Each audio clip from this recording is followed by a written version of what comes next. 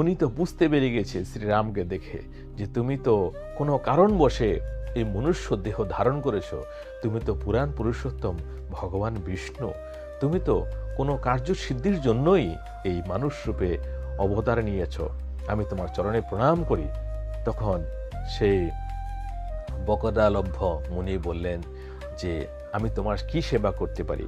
তখন শ্রীরামচন্দ্রজি বললেন যে আমরা সমুদ্রের ওই পারে যেতে চাই, সীতাকে সেখানে রাবণ নিয়ে গেছেন, তো তার কি উপায়, কি করে হবে বা কোন পুণ্যের দ্বারায় আমরা সেখানে যেতে পারি নির্বিঘ্নতা ভাবে এবং লঙ্কা ওর উপরে বিজয় প্রাপ্ত করতে পারি।